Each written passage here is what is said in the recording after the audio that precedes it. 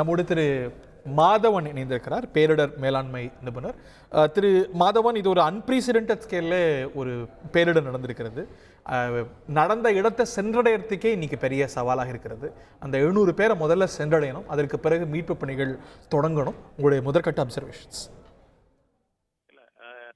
பொதுவா இந்த மாதிரி மலை பிரதேசங்கள்ல வந்து லேண்ட்ஸ்லைட் நடக்கிற இடங்கள்ல வந்து ரீச் பண்றதே ரொம்ப சிரமமா தான் இருக்கும். ஏன்னா மழையும் தொடர்ந்து பெய்து கொண்டிருக்கும். அந்த இடத்துல வந்து மலைச்சரிவு இதெல்லாம் சரிஞ்சு விழுந்த இடத்துல ரீச் பண்றதும் என்டிஆர்எஃப் இருக்கட்டும் இல்ல ஹெலிகாப்டர் மூலமா வேற எந்த ஒரு போக்குவரத்து மூலமா அது ரீச் பண்றது ரொம்ப சிரமமா இருக்கும்.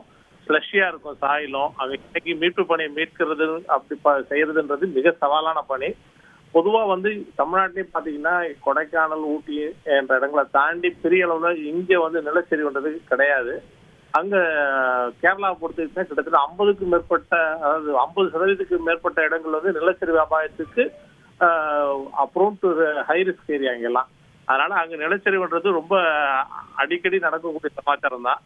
ஆனா உண்மையிலேயே இது ஒரு மிகப்பெரிய என்ன சொல்றது, இப்போ கஷ்டமான விஷயம் தான். எப்படி அவங்க ரீச் பண்ணி அதுல வந்து ரெஸ்கியூ ஆபரேஷன், அதாவது மண்ணுக்கு அடியில புகுந்தவங்க இருக்கிறவங்களை எப்படி ஐடென்டிஃபை பண்றதுன்றதே ஒரு கஷ்டமான விஷயம். இப்ப கட்டட இடிபாடுகள்ல வந்து நம்ம போய் ஸ்னிஃபர் டாக்ஸ், அதுக்கப்புறம் நம்ம கிட்ட இருக்க சென்சார்ஸ் வச்சு மீட்பு பணியை மேற்கொள்வது கொஞ்சம் ஈஸியான வேலை. பட் நிலச்சரிவு ஏற்பட்ட இடங்கள்ல வந்து இந்த மாதிரியான ஒரு கன்வென்ஷனல் மெத்தட்ல போய் பண்றதுன்றது வந்து நடக்காத காரியம்.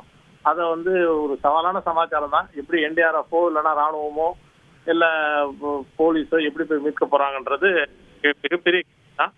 அது வரைக்கும் அவங்க அடிபட்டவங்களுக்கு எந்த விதமான அடிபட்டதோ இல்லைன்னா மூச்சு திணறல் ஏற்பட்டோ இல்லைன்னா தண்ணி கிண்ணி குடிச்சோ அந்த மாதிரிலாம் ஏதாவது இருந்துச்சுனாக்கா ரொம்ப சிரமமான விஷயத்தோட நம்ம இந்த பிரச்சனை அணுக வேண்டிய சூழல்ல இருக்கோம்.